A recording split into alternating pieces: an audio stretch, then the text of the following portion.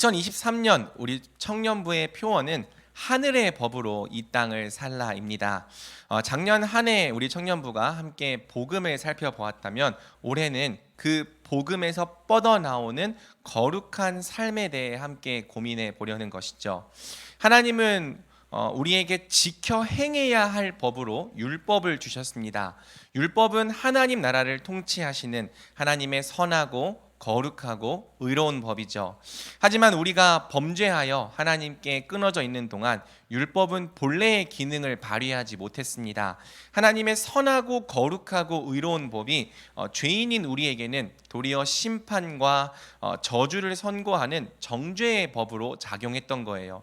하지만 그리스도께서 우리 율법의 저주에서 속량하심으로 이제 율법은 다시 하나님의 선한 뜻을 교훈하는 본래의 기능을 회복하게 되었습니다. 그래서 구원받은 하나님의 백성에게는 율법이 다시 지켜 행해야 될 법으로, 또 복음 안에서 지켜 행할 수 있는 법으로 새롭게 주어졌습니다. 자, 올해 청년부의 주제 말씀 신명기 4장 6절은 우리가 하나님의 율법을 지켜 행할 때 다음과 같은 역사가 일어나리라 증언하는 거죠. 우리 신명기 4장 6절 한번 같이 읽어볼까요? 시작. 너희는 지켜 행하라. 이것이 여러 민족 앞에서 너희의 지혜요 너희의 지식이라. 그들이 이 모든 규례를 듣고 이르기를 이 큰 나라 사람은 과연 지혜와 지식이 있는 백성이로다 하리라. 아멘. 여러분, 이 말씀과 같이 율법은 하나님께서 하나님의 백성들에게 주신 지혜와 지식입니다. 땅에 속한 사람들은 알 수도 없고 행할 수도 없는 하늘 지혜이고 하늘 지식이죠. 그래서 우리가 하늘 지혜와 하늘 지식을 지켜 행하면 세상이 우리를 보면서 기묘함을 느끼게 되는 거예요. 그리고 감탄하며 묻게 되는 거죠. 저들은 대체 누구인가?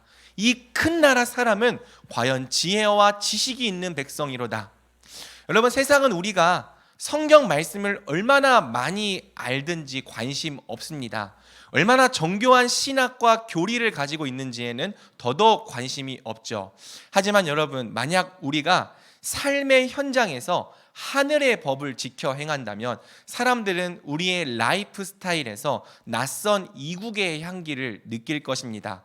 피부색도 같고 혈통도 같고 언어도 다 같지만 마치 전혀 다른 나라에서 온 외국인처럼 우리를 바라보기 시작할 거예요. 하늘의 법으로 하늘의 삶을 구현하는 우리의 낯선 삶 속에서 이 땅에 속하지 않은 하늘의 그림자를 발견하게 될 것입니다. 그래서 결국에는 우리에게서 드러나는 그 빛의 삶을 통해 우리가 섬기는 하나님을 칭송하게 되는 거죠. 너희가 내게 대하여 제사장 나라가 되며 거룩한 백성이 되리라 말씀하셨던 우리 주님의 비전이 성취되는 것입니다. 지난주 우리는 바로 여기까지 함께 살펴보았죠. 지난주에 이어서 이번 주와 그리고 다음 주까지 우리는 총 3번에 걸쳐 율법을 바라보는 관점과 이해를 개관해 보려 합니다. 율법이란 무엇인가? 율법에 담긴 하나님의 의도가 무엇인가? 신약 백성인 우리에게 율법은 어떤 기능을 하는가? 율법의 이런 서론적인 부분을 우리가 충분히 자세히 다루지 않으면 나중에 본론인 십계명을 배울 때 여러 부분이 충돌되고 오해될 수 있기 때문이죠. 특별히 오늘은 그 중에서도 신약 시대를 살아가는 우리에게 율법이 여전히 유효한가라는 주제로 함께 말씀을 살펴보려고 합니다. 이 주제가 정말 중요한 이유는 오늘날 진보 기독교에서 구약의 율법이 현대 기독교인들에게는 전혀 의미가 없다고 주장하기 때문입니다. 여기서 말하는 진보 기독교는 정치적인 진보를 말하는 게 아니라 성경과 신앙에 있어서 진보적인 관점을 갖고 있는 기독교를 말하는 거예요. 이 진보 기독교는요, 3000년 전 고대인들이 지키던 율법을 오늘날 현대인들까지 지켜야 한다고 주장하는 것을 이 무지성적인 근본주의라고 비난합니다. 그러면서 뭐라고 말하냐면요, 구약의 율법을 우리가 지켜야 한다고 말할 거면 율법대로 제사도 드리고 절기도 지키고 돼지고기도 먹지 말라고 비아냥거리는 거죠. 레위기 11장 보면은 율법을 따르면 돼지고기 먹을 수 없거든요.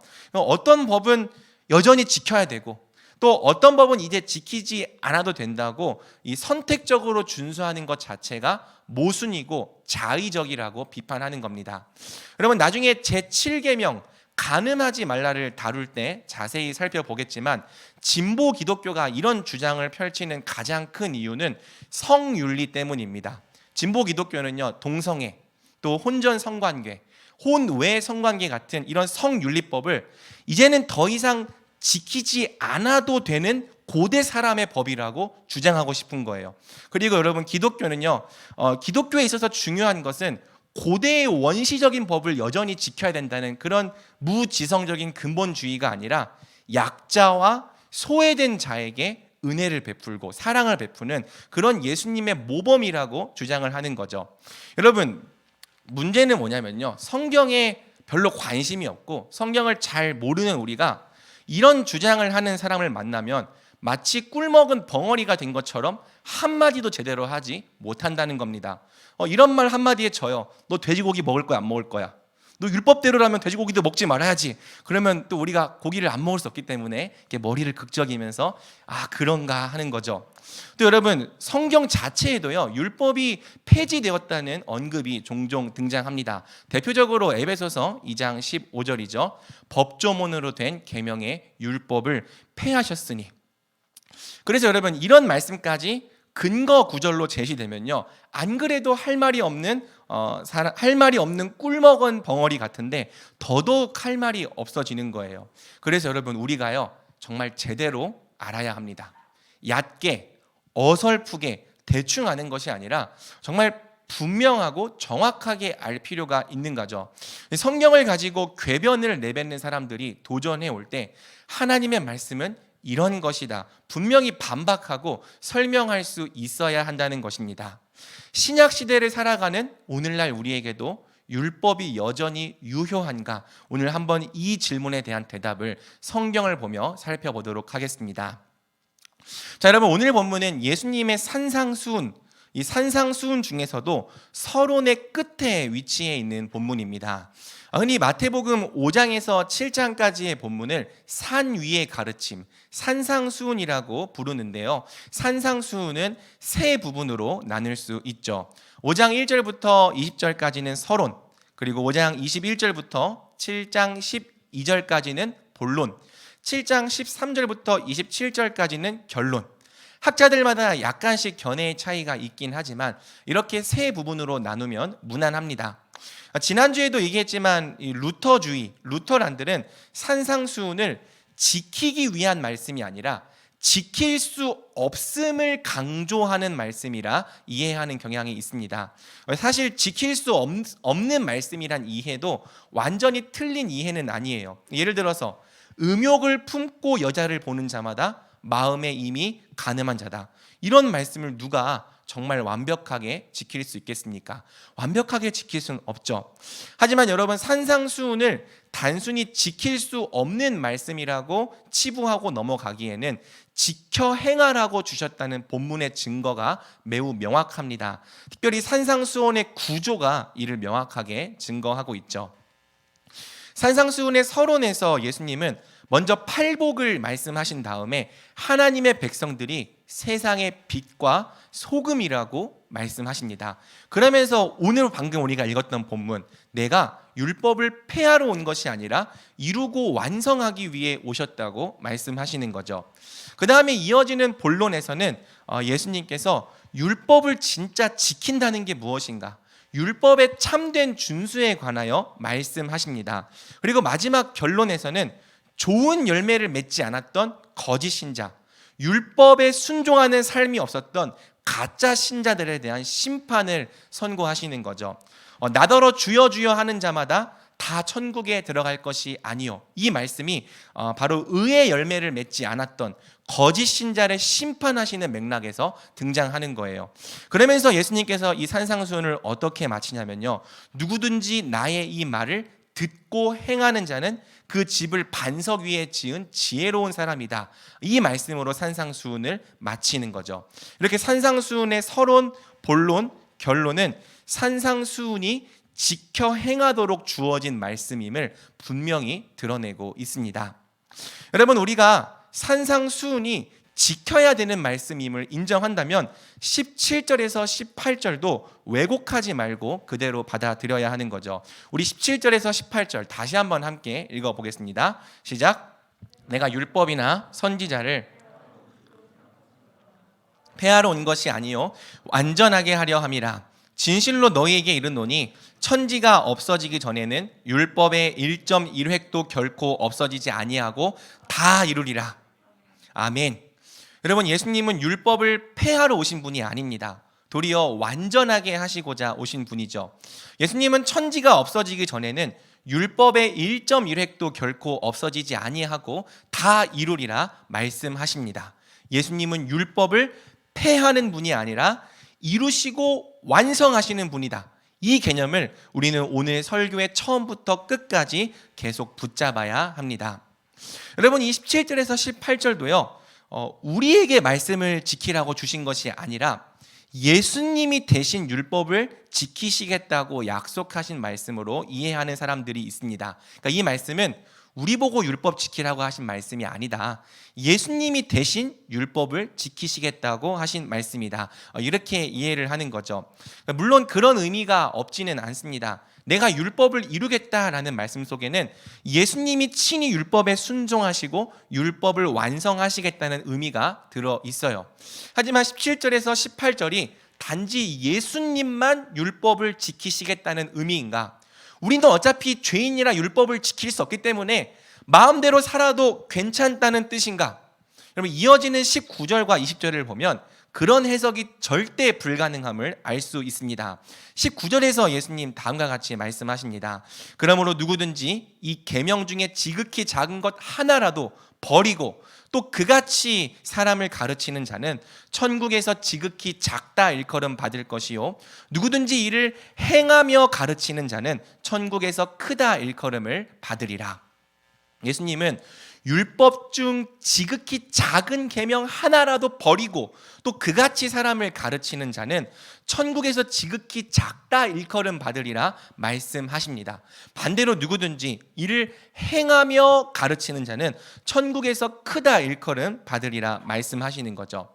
우리가 이 19절을 곡해하지 않고 자연스럽게 받아들이면 앞에 17절과 18절도요 예수님만 율법을 지킨다는 의미가 아니라 우리도 율법을 지켜야 한다. 우리도 율법을 지키는 백성이 되게 하시겠다라는 의미로 받아들일 수 있는 겁니다. 자, 그래도 여러분 19절은요 약간 이 소망의 여지가 있어 보여요. 이 19절을 약간 다른 시각으로 긍정적으로 해석하면 어쨌든 지극히 작은 계명 하나를 버린 그 사람도 천국에는 들어갈 수 있는 것처럼 보이기 때문이죠. 하지만 여러분 20절은요 그 남은 소망의 여지마저 완벽하게 끝장내 버립니다. 우리 20절 같이 읽어볼까요? 시작. 내가 너희에게 이르노니 너희 의가 서기관과 바리새인보다 더 낫지 못하면 결코 천국에 들어가지 못하리라. 그러면 19절을 보면서 우리는 어쨌든 계명 하나를 버린 사람도 천국에는 들어가네라는 피할 길을 만들고 싶어 합니다. 그런데 20절은요 못 박아 말하는 거예요. 너희 의가 서기관과 바리새인보다 더 낫지 못하면 결코 천국에 들어가지 못하리라. 여러분 19절의 강조는 지극히 작은 계명 하나라도 버리면 안 된다는 거지 하나쯤은 버려도 된다가 아닙니다. 혹시 우리가 이 19절을 가지고 오해하거나 말장난을 할까봐 예수님께서 20절을 통해 다시 한번 분명히 말씀하시는 거죠. 너희 의가 서기관과 바리새인보다 더 낫지 않으면 결단코 천국에 들어가지 못하리라. 여러분 이 20절의 의도요 우리가 예수님을 믿을 때 받게 되는 그 값없이 받게 되는 그 의를 말하는 게 아니에요. 산상수훈의 본론을 보면 이 의는 우리가 실제로 행해야 되는 의입니다. 산상수훈의 본론 전체는 우리가 행해야 될 의, 서기관 바리새인보다 훨씬 더 나은 의가 무엇인지를 우리에게 가르쳐 주는 거죠. 그러므로 우리는 분명히 알아야 합니다. 예수님은요 율법을 폐하러 오신 것이 아니라 완성하러 오셨습니다. 율법의 1.1획도 폐기하지 않고 저와 여러분으로 다 지켜 행하게 하시는 것이 예수님이 이 땅에 오신 목적입니다. 따라서 신약 시대에는 율법을 지키지 않아도 된다, 이런 주장은요, 성경을 제대로 알지 못하는 주장이요, 예수님의 말씀을 정면으로 거스르는 주장이라 할 수 있는 거죠. 사랑하는 여러분, 사실 우리가 성경에 기록된 하나님의 구원 역사를 조금이라도 관심 있게 본다면 이제 신약 시대에는 율법을 지키지 않아도 된다는 말을 절대 할 수가 없습니다. 왜요? 성경은 처음부터 끝까지 우리가 율법을 지키는 거룩한 백성 되는 것이 하나님의 꿈이었다고 말하기 때문이에요. 우리에게 신약을 주신 목적도 결국에는 우리가 율법을 지키는 거룩한 백성 되는 것, 이 하나님의 꿈을 이루기 위해서이죠. 여러 번 소개했지만 예레미야 31장은 왜 하나님께서 구약을 넘어 신약을 우리에게 주셨는지 그 이유를 설명해 주는 성경의 가장 중요한 부분 중 하나입니다. 예레미야 31장 31절입니다. 여호와의 말씀이니라, 보라, 날이 이르리니 내가 이스라엘 집과 유다 집에 어떤 언약? 새 언약을 맺으리라. 이 새 언약이 신약이에요. 하나님께서 왜 하나님의 백성과 신약을 맺으려 하셨습니까? 32절을 볼까요? 이 언약은 내가 그들의 조상들의 손을 잡고 애굽 땅에서 인도하여 내던 날에 맺은 것과 같지 아니할 것은 내가 그들의 남편이 되었어도 그들이 내 언약을 깨트렸음이라, 여호와의 말씀이니라. 자, 애굽 땅에서 인도하여 내던 날 맺은 언약은 이스라엘이 율법을 지키기로 맹세했던 언약입니다. 그런데 여러분, 이스라엘이 율법을 지키지 못했어요. 왜? 죄인의 본성으로는 아무리 자기 힘으로 애쓰고 노력할지라도 하나님의 법을 온전히 지키는 백성이 될 수가 없었던 거죠. 그래서 여러분, 하나님은 옛 언약을 깨트린 하나님의 백성에게 새 언약을 예언하시며 다음과 같은 꿈을 말씀하시는 거예요. 33절과 34절 같이 읽어보겠습니다. 시작. 그러나 그날 후에 내가 이스라엘 집과 곧 내가 나의 법을 그들의 속에 두며 그들의 마음에 기록하여 나는 그들의 하나님이 되고 그들은 내 백성이 될 것이라, 여호와의 말씀이니라. 그들이 다시는 각기 이웃과 형제를 가르쳐 이르기를 너는 여호와를 알라 하지 아니하리니 이는 작은 자로부터 큰 자까지 다 나를 알기 때문이라. 아멘. 여러분, 새 언약은요, 가장 쉽게 말해서 하나님의 법이 돌판이 아니라 마음판에 새겨지는 언약입니다. 여러분, 하나님의 법이 마음 바깥에 돌판에 기록되어 있을 때 이스라엘 백성은 율법을 제대로 지킬 수가 없었어요. 왜? 마음 바깥에 있는 율법을 아무리 달달 외우고 암송해봤자 그 마음 바깥에 있는 율법이 이 죄성으로 가득한 마음을 바꿔주지는 못했기 때문입니다. 마음이 안 바뀌는 게 문제예요. 하나님의 율법이 좋지 않아요. 하나님의 율법이 싫습니다. 그래서 여러분, 이스라엘 백성은 기쁨으로 하나님의 법에 순종하며 살기보다는 늘 형식적으로, 종교적으로, 편법으로, 억지로 율법을 지키려 하다가 실패한 거죠. 그래서 하나님은 말씀하시는 거예요. 때가 이르러 하나님이 신약, 새 언약을 맺으시면 이제 하나님의 법이 마음 바깥이 아니라 마음 안에 새겨질 거라는 거죠. 죄성으로 가득했던 마음 자체가 완전히 새롭게 변화될 거라는 것입니다. 그 결과 작은 자, 어린 자로부터 큰 자까지 하나님을 알고 사랑하게 되리라는 거죠. 새 언약이 체결되면 율법이 마음에 새겨진 백성, 그래서 마음으로 하나님을 사랑하고 마음으로 하나님의 법을 지켜 행하길 원하는 새로운 백성이 탄생하는 겁니다. 여러분, 이 비전을 에스겔은 다음과 같이 또 예언했는데요. 이 말씀도 제가 여러분 앞에서 정말 많이 인용했던 말씀입니다. 에스겔 36장 26절에서 27절. 또 새 영을 너희 속에 두고 새 마음을 너희에게 주되 너희 육신에서 굳은 마음을 제거하고 부드러운 마음을 줄 것이며 또 내 영을 지어 너희 속에 두어 너희로 내 율례를 행하게 하리니 너희가 내 규례를 지켜 행할지라. 하나님의 법이 우리 마음에 어떻게 새겨질 수 있습니까? 바로 진리의 영이신 성령을 우리에게 주시는 거죠. 성령이 오면 어떤 일이 일어납니까? 우리 육신에서 굳은 마음, 하나님을 기뻐하지도 않고 하나님을 알고 싶어 하지도 않고 하나님을 사랑하고 싶어 하지도 않고 하나님께 순종하고 싶어 하지도 않는 그 굳은 마음이 제거될 거라는 거예요. 대신에 하나님께 순종하기 원하는 부드러운 새 마음이 주어질 거라는 거죠.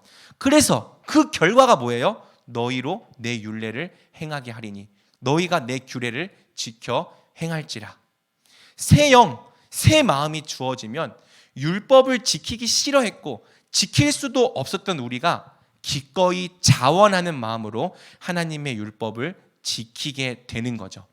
새 언약만 맺으면, 새 언약만 체결되면 내 법을 지키기 원하는 백성, 내 법을 지켜 행할 수 있는 백성이 탄생할 거야. 정말 마음으로 나를 사랑하고 나의 통치를 기뻐하는 새로운 백성이 일어날 거야. 이것이 여러분 구약 시대에 나타난 하나님의 꿈입니다. 이것이 하나님의 비전이었던 거예요. 그리고 여러분 예수님은 십자가에 달리시기 전날 밤 이렇게 말씀하신 거죠. 우리 같이 읽어볼까요? 누가복음 22장 20절 시작. 이자는 내 피로 세우는 새 언약이니 곧 너희를 위하여 붓는 것이라. 아멘. 예수님 십자가에 달리신 이유가 뭐라고요? 새 언약. 아까 말했던 그 새 언약. 하나님의 법이 마음에 새겨지는 새 언약. 하나님을 사랑할 수 없었던 굳은 마음이 제거되고 이제는 하나님의 율법을 지키기를 사모하는 새 마음이 주어지는 그 새 언약. 새 언약을 체결하시려고 예수님이 십자가에 달려 죽으신 겁니다. 저와 여러분이 이제는 억지가 아니라 기쁜 마음으로 하나님을 사랑하는 마음으로 하나님의 법을 지키게 하시려고 예수님은 십자가에 달려 죽으신 거죠. 그러니 사랑하는 여러분, 이제 신약 시대에는 율법을 지키지 않아도 된다 말하면서 막 은혜를 핑계로 법 없이 방종하는 것이 얼마나 어리석고 악한 태도입니까? 어차피 회개하면 용서해 주시는데, 어차피 적당히 살아도 하나님께 용서 구하면 천국엔 갈 수 있는데, 이런 태도가 예수님의 죽음을 얼마나 헛되게 만드는 태도입니까? 하나님은 우리로 하나님의 법을 지키게 하시려고 복음을 주신 거예요. 그런데 정작 복음을 믿는다 말하는 우리가 하나님의 법에 관심이 없다면, 은혜를 핑계로 더더욱 무법한 자로 살아간다면 그것이 하나님의 은혜를 얼마나 가볍게 여기고 업신 여기고 우습게 만드는 태도입니까? 여러분, 율법이 이제는 폐하여졌다, 이제는 더 이상 율법을 지킬 필요가 없다 말하는 거짓 선생들을 주의하십시오. 성경은 그들에 대하여 다음과 같이 말합니다. 그러나 백성 가운데 또한 거짓 선지자들이 일어났었나니 이와 같이 너희 중에도 거짓 선생들이 있으리라. 그들은 멸망하게 할 이단을 가만히 끌어들여 자기들을 사신 줄을 부인하고 임박한 멸망을 스스로 취하는 자들이라. 여럿이 그들의 호색하는 것을 따르리니 이로 말미암아 진리의 도가 비방을 받을 것이요 그들이 탐심으로써 지어낸 말을 가지고 너희로 이득을 삼으니 그들의 심판은 옛적부터 지체하지 아니하며 그들의 멸망은 잠들지 아니하느니라.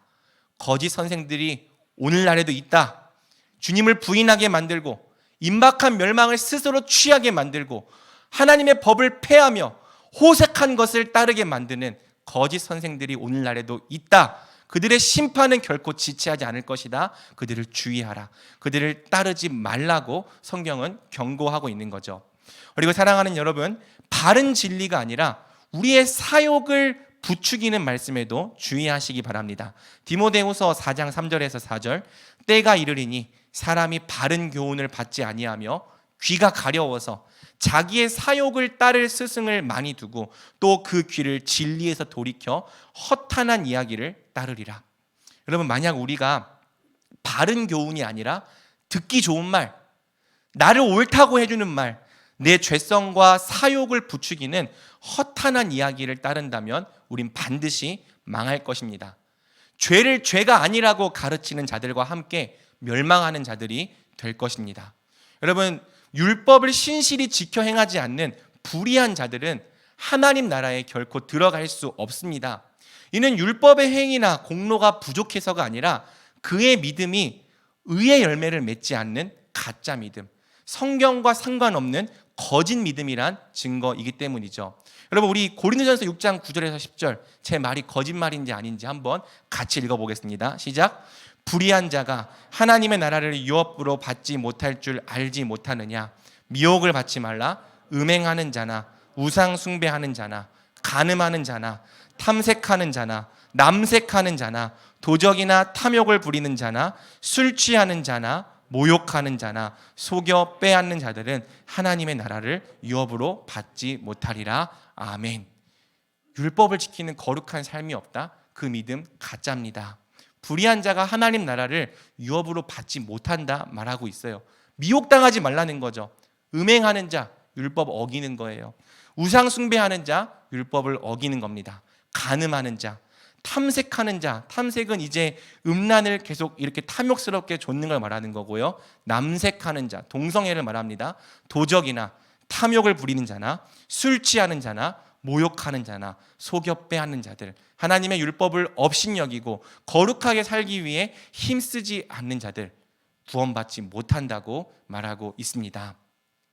여러분, 율법을 지켜 행하지 않는 자, 교묘한 거짓말로 하나님의 법을 폐하는 자들은요, 회개하기 전에는 결코 구원받지 못할 것입니다.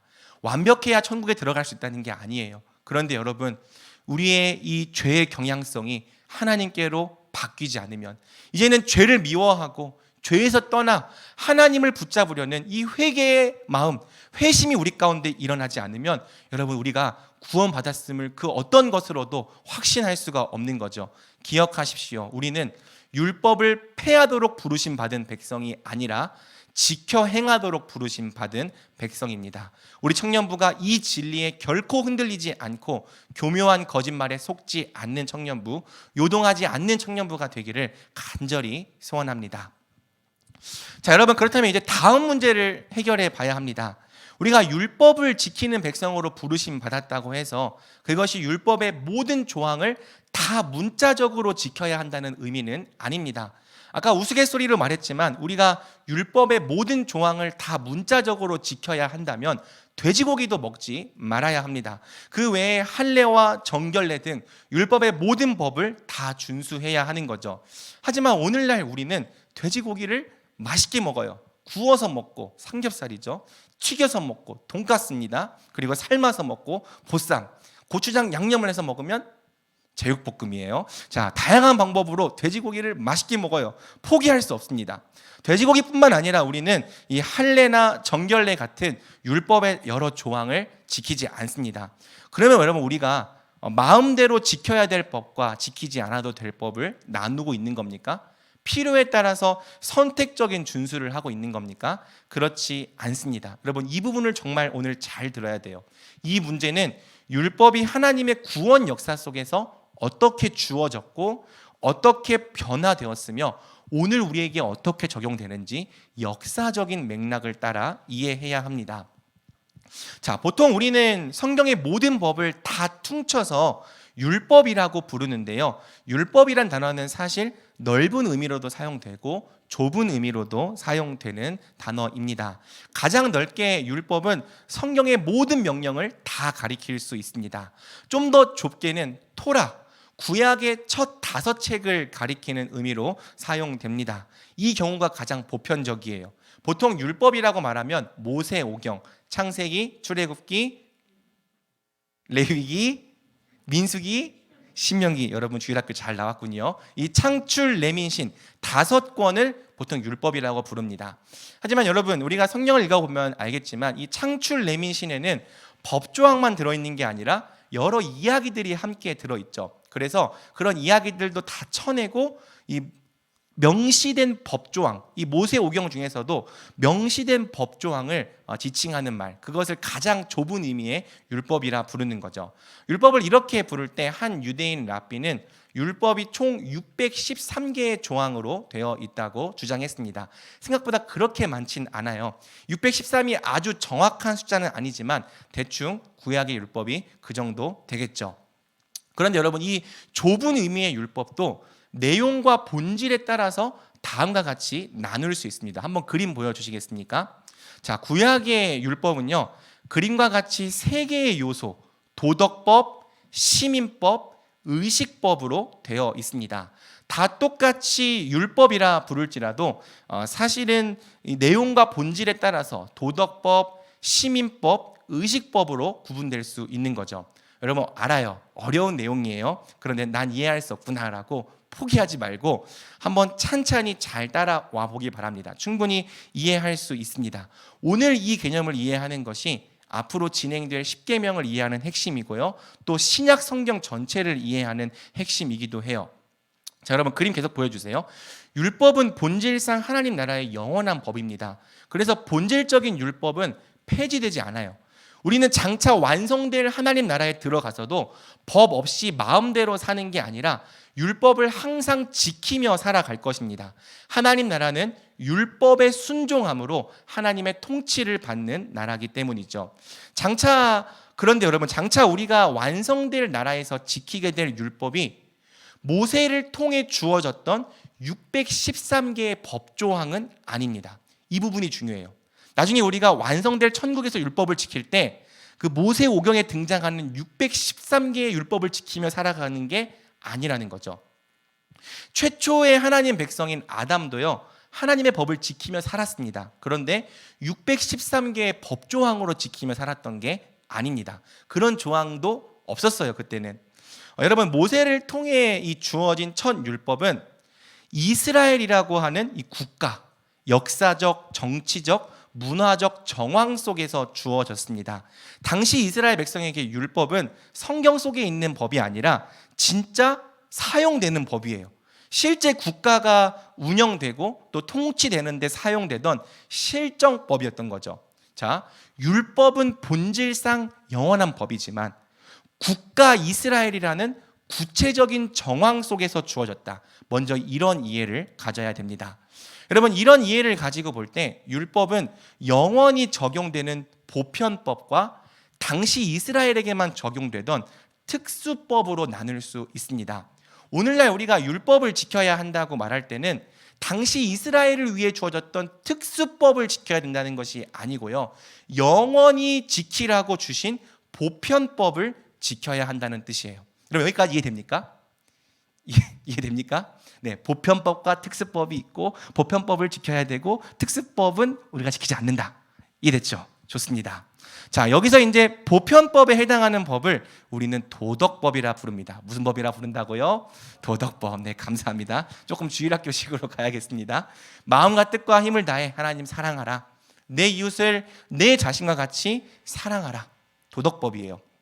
이 도덕법은 구약 시대에만 지키라고 주신 법이 아니라 신약 시대에도 지키는 법이고요, 심지어 완성될 하나님 나라에서 영원히 지킬 법입니다. 우리는 완성될 하나님 나라에서도 마음과 뜻과 힘을 다해 하나님을 사랑하고 또 내 이웃을 내 자신처럼 오히려 더 온전하게 사랑하며 살아가게 될 거예요. 그리고 여러분, 이 도덕법은 특별히 십계명이라고 하는 법을 통해 조금 더 구체적으로 주어졌습니다. 이것이 우리가 십계명을 공부해야 하는 이유죠. 주일학교에서 배운 것처럼 십계명의 제1에서 4계명은 하나님 사랑, 그리고 제5에서 10계명은 이웃 사랑의 계명이에요. 이 십계명의 요구도 우리가 살고 있는 이 첫 하늘과 첫 땅이 사라지기 전까지는 계속해서 우리에게 보편적이고 유효한 법입니다. 자, 그리고 여러분, 이러한 도덕법이 이제 구약 시대에는 국가 이스라엘의 상황에 맞게, 문화와 사회와 정치적인 상황에 맞게 구체적으로 적용되어야 했던 거죠. 여러분, 예를 들어서 부모를 공경하라. 이거는 보편법입니까? 특수법입니까?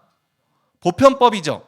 그런데 구체적으로 부모를 어떻게 공경할지는 나라와 상황과 문화에 따라 달라질 수 있습니까? 없습니까? 있다는 거죠. 게다가 여러분, 구약 시대에는요, 영적인 정황도 있었습니다. 어떤 정황? 예수님이 아직 오시기 전이라는 영적인 정황이 있었어요. 그래서 하나님은 그분의 백성에게 영원하고 보편적인 법을 주시되 당시 이스라엘에게 맞는 구체적인 실천 방침, 특수법과 함께 주셨고요. 이 특수법을 우리는 의식법과 시민법이라고 부르는 겁니다. 무슨 법이라고 부른다고요? 의식법과 시민법. 네, 감사합니다. 자, 오늘 내용이 엄청 어려워서 제가 걱정을 많이 했는데 여러분 꼭 남겨가시기 바랍니다. 자, 가장 쉽게 도덕법은요, 헌법과 같은 법이에요. 그리고 의식법과 시민법은 이 헌법 위에 세워진 구체적인 실정법이라고 생각하면 되는 거죠. 이 의식법과 시민법은 서로 겹치는 약간 복잡한 부분이 있지만 가장 단순하게는 이 그림처럼 이해하면 됩니다. 의식법은 하나님 사랑의 법이에요. 하나님을 어떻게 사랑해야 되지? 또 어떻게 하나님을 거룩하게 예배해야 되지? 하나님과 관계된 법입니다. 이 의식법에는 할례, 제사, 절기, 정결례 이런 의식에 대한 법들, 거룩하신 하나님께 거룩하게 나아가는 법들이 구체적으로 제시되어 있습니다.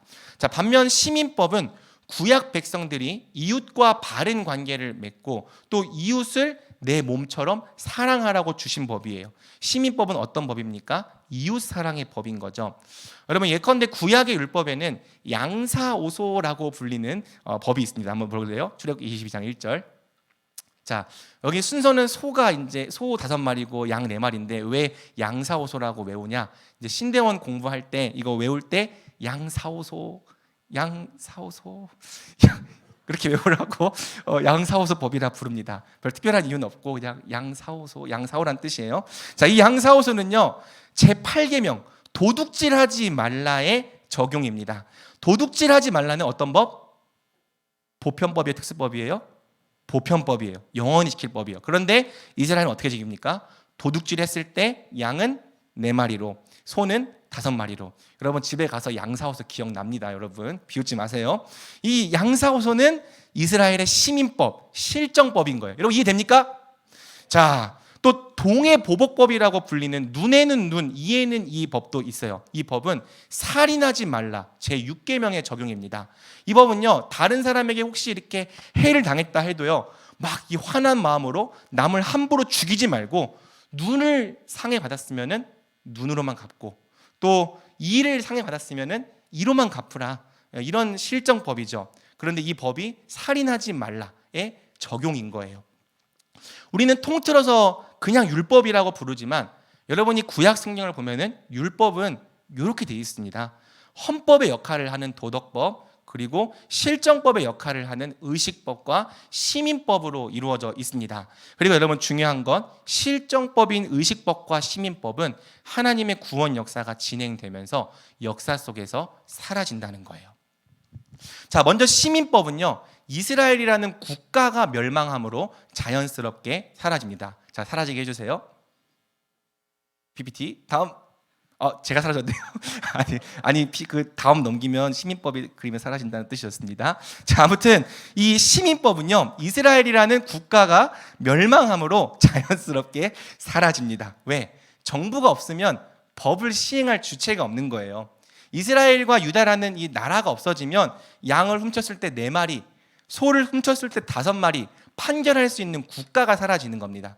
그래서 시민법은요 이스라엘이 멸망하면서 역사 속에서 자연스럽게 사라지죠. 여러분 시민법이 사라졌을 때 이제 유대인들은 어떤 법에 집착하게 되었을까요? 남아있는 의식법에 집착하기 시작합니다. 왜? 이제 자기들에게 남아있는 율법이 의식법밖에 없다고 생각했기 때문이에요. 그래서 여러분 이 신약 성경을 보면은 예수님 당시 유대인들이 의식법에 굉장히 집착하는 경향을 보입니다. 맞나요? 손 씻지 않았다고 막 발작을 일으켜요. 안식일 규례, 절기 이런 의식법을 조금이라도 어기면 난리 법석을 떨었던 이유가 바로 여기 있는 거죠. 왜? 이제는 의식법밖에 남아있지 않기 때문에. 그런데 여러분 이 의식법도 결국 예수님으로 말미암아 폐지됩니다. 감사합니다. 이번에 손발이 맞았어요. 사라졌죠? 의식법은 왜 사라졌냐면요 이 의식법 자체가 예수님이 아직 오시지 않았던 구약의 영적 정황에서 예수님을 예표하는 모형으로 주어진 법이기 때문이에요. 모형이었다는 거죠. 그래서 예수님이라는 실체가 오시자 더 이상 의식법이라는 모형이 필요하지 않게 된 겁니다. 엄밀히 말하면 의식법은 폐지된 게 아니라 예수님 안에서 완성되고 영적인 실체로 대체된 거죠. 이런 내용을 아주 자세하게 가르쳐 주는 책이 히브리서입니다. 한번 보여주세요. 히브리서. 자, 율법은 장차 올 좋은 일의 그림자일 뿐이요 참 형상이 아니므로 해마다 늘 드리는 같은 제사로는 나아오는 자들을 언제나 온전하게 할 수 없느니라. 하지만 그리스도는 염소와 송아지의 피로 하지 아니하고 오직 자기의 피로 영원한 속죄를 이루사 단번에 성소에 들어가셨느니라. 자, 율법의 의식법은 장차 올 실체의 그림자, 모형이라는 겁니다. 예를 들어 구약의 제사법은요, 그 자체의 효력이 있는 게 아니라 장차 예수님께서 십자가 위에서 드리실 영원한 한 제사를 보여주는 모형이었다는 거죠. 그래서 여러분, 이제 실체가 오고 실체가 드러난 신약 시대에는 더 이상 모형을 사용할 필요가 없는 거예요. 양 안 죽여도 됩니다. 피 안 흘려도 됩니다. 다만 실체이신 예수님을 믿으면 우리는 구약 백성들이 의식법을 누리던 영적 원리를 그대로 똑같이 누릴 수 있는 거죠. 의식법은 폐지된 게 아니라 예수님을 통해 완성되고 영적 실체로 대체된 겁니다. 자, 그럼 여러분, 아까 돼지고기 얘기했으니까요. 돼지고기 먹어도 됩니까? 안 됩니까? 먹어도 됩니다. 마음껏 먹으세요. 레위기 11장의 음식법도요, 거룩함을 분별하는 훈련의 맥락에서 주어진 법입니다. 이 동물이 이 굽이 갈라졌는지 안 갈라졌는지, 이 동물이 되새김질을 하는지 안 하는지. 그래서 이제 이 율법에 따르면 굽이 이렇게 갈라지고, 맞나요? 굽이 갈라지고, 그리고 또 음식을 되새김질하는 어떤 거죠? 소를 먹을 수 있어요. 이스라엘 백성은 소를 먹을 수 있어요. 돼지를 못 먹어요. 근데 여러분, 이런 걸 왜 했냐면요, 말씀에 따라서 거룩한 것, 부정한 것을 잘 분별하도록 훈련하는 거예요. 항상 말씀에 따라서 거룩에 힘쓰라는 것이 레위기 11장의 영적 실체인 거죠. 그럼 여러분, 돼지고기 먹지 말라는 의식법, 신약 시대에 어떻게 지켜야 됩니까? 똑같은 원리로 영적 실체에 해당하는 법을 지키면 됩니다. 로마서 12장 2절 보여주세요. 너희는 이 세대를 본받지 말고 오직 마음을 새롭게 함으로 변화를 받아 하나님의 선하시고 기뻐하시고 온전하신 뜻이 무엇인지 분별하도록 가라. 이게 레위기 11장의 실체입니다. 이 세대를 본받지 말고 하나님의 선하시고 기뻐하시고 온전하신 뜻을 잘 분별하라는 것이 레위기 11장의 음식법의 영적 실체인 거예요. 그러니까 여러분, 돼지고기 먹고 안 먹고가 중요한 게 아니라 여러분이 하나님 말씀을 따라서 이 세대를 본받지 않고 하나님의 거룩한 뜻을 따라서 날마다 선한 것, 선하지 않은 것, 악한 것, 의로운 것을 분별하며 산다면 여러분은 여전히 레위기 11장의 의식법을 잘 지키고 있는 거죠. 여러분, 이해됩니까? 하나님의 구원 역사가 진행됨에 따라서 시민법은 폐지되고 의식법은 예수님을 통해 완성된 겁니다. 그래서 오늘날 우리는 똑같이 율법을 지킬지라도 더 이상 구약시대처럼 613개의 조항으로 지키지는 않는 거죠. 자, 이제 마지막 조금만 더 힘을 내주세요. 자, 도덕법은 신약시대로 그냥 이어지기만 한 것이 아니라 예수님 안에서 더욱 탁월한 새 계명으로 확장되었습니다. 자, 그림 보여주세요. 자, 예수님은 이 영원한 도덕법 위에 시민법이나 의식법보다 훨씬 더 탁월하고 온전하고 고급스러운 새 계명을 신약 백성의 율법으로 세우신 거죠. 요한복음 13장 34절 같이 읽어볼까요? 새 계명을 너희에게 주노니 서로 사랑하라. 내가 너희를 사랑한 것 같이 너희도 서로 사랑하라. 아멘. 예수님은 우리에게 어떤 계명? 새 계명을 주셨습니다. 그래서 이제 우리 신약 백성은 구약의 시민법과 의식법이 아니라 예수님이 세우신 새 계명으로 율법을 더욱 탁월하게 지키는 자들이 된 거죠. 여러분, 새 계명의 본질도 구약과 마찬가지로 하나님 사랑과 이웃 사랑입니다. 본질적인 측면에서는 옛 계명과 전혀 차이가 없습니다. 그래서 요한일서 2장 7절은 사실상 새 계명이 옛 계명과 본질적으로 같다고 말해요. 사랑하는 자들아, 내가 새 계명을 너희에게 쓰는 것이 아니라 너희가 처음부터 가진 옛 계명이니 이 옛 계명은 너희가 들은 바 말씀이다. 원래 같아요, 내용이. 그런데 여러분, 그럼에도 불구하고 새 계명은 새 계명입니다. 왜? 예수님께서 새롭게 하셨기 때문에. 전에는 지킬 수 없었던 법에서 이제는 성령을 통해 지킬 수 있는 법이 되었기 때문에, 더 나아가 이제는 구약보다 훨씬 더 온전하고 탁월하고 적극적인 방법으로 지키게 되었기 때문에 신약의 율법은 새 계명입니다. 여러분, 이게 어떤 의미인지는 신약이 가르치는 새 계명을 몇 개만 살펴보면 금방 알 수 있어요. 아까 얘기했던 것처럼 구약 시대에는 살인하지 말라를 눈에는 눈, 이에는 이, 동해 보복법으로 지켰습니다. 당한 것보다 더 심하게 갚지는 말라는 정도로 지켰어요. 하지만 예수님께서 말씀하십니다. 나는 너희에게 이르노니 너희 원수를 사랑하며 너희를 박해하는 자를 위하여 기도하라. 새 계명에서 살인하지 말라는요, 살인 안 하면 그만이 아닙니다.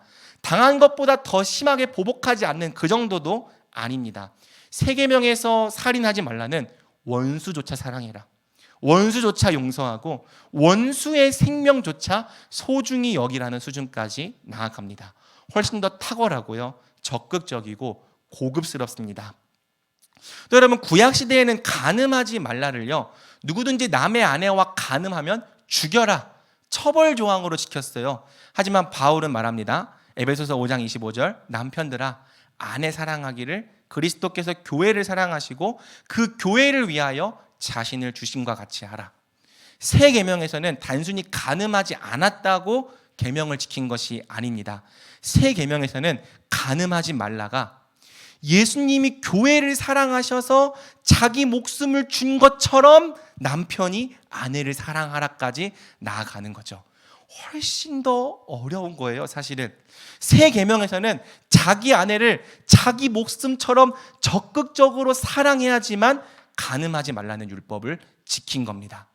이처럼 신약의 새 계명은 구약보다 훨씬 더 질적으로 탁월합니다.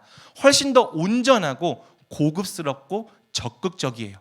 도둑질하지 말라, 이 법이요, 새 계명에서는 가난한 자를 구제할 수 있도록 자기 손으로 수고하여 선한 일을 하라가 됩니다. 거짓 증언하지 말라, 제9계명이 새 계명에서는 서로와 더불어 항상 진리를 말하고 덕을 세우는 선한 말을 하라, 적극적인 계명이 됩니다.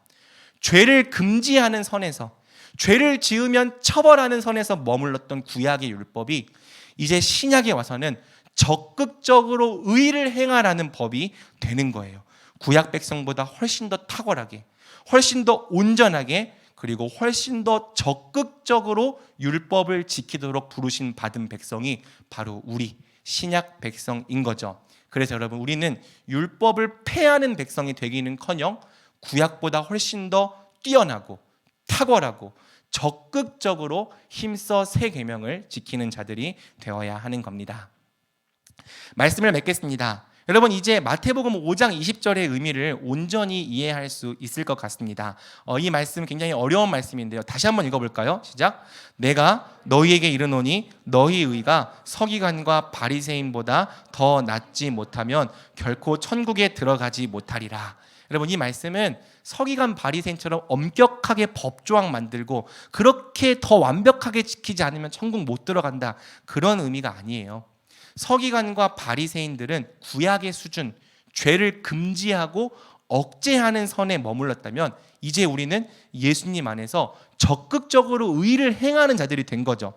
살인하지 말라 해서 생명을 살리는 사람들로, 간음하지 말라 해서 아름답고 순결한 가정을 세우는 사람들로, 도둑질하지 말라 해서 힘써 수고하여 돈을 벌고 그 돈을 선한 일에 사용하는 자들로, 거짓말하지 말라 해서 항상 진리를 증언하는 사람들로, 탐내지 말라 해서 거저 받았으니 거저 주는 사람들로, 옛 계명보다 훨씬 더 적극적인 새 계명을 지키는 자가 된 것입니다. 그러니 여러분, 우리가 새 계명을 지키면 우리의 의가 옛 계명에 머물러 있는 서기관 바리새인보다 훨씬 더 뛰어나고 탁월할 수밖에 없는 거예요. 예수님 안에서 성령을 따라 행하는 우리가 여전히 법조문에 매여 있는 서기관 바리새인보다 훨씬 더 탁월한 의를 갖게 되는 거고요. 그 의를 향해 점점 더 자라가게 되는 거죠. 그러니 사랑하는 여러분, 율법을 폐하는 자들의 악한 습관을 따르지 말고 그들의 거짓말에도 속지 말고 날마다 거룩함을 향하여, 더 나은 의를 향하여 함께 자라가는 자들이 됩시다. 오직 부르심을 받은 대로 새 계명을 지키는데 힘쓰는 자들이 됩시다. 우리가 새 계명을 지킬 때 하나님은 우리 열방의 빛이 되게 하실 것입니다. 만민이 우리의 빛을 보고 하나님께 돌아오게 하실 것입니다. 우리 청년부가 거룩한 삶으로 세상의 빛이 되는 거룩한 교회, 새 계명을 힘써 지키는 청년부로 일어나길 우리 주님의 이름으로 간절히 축복합니다. 아멘.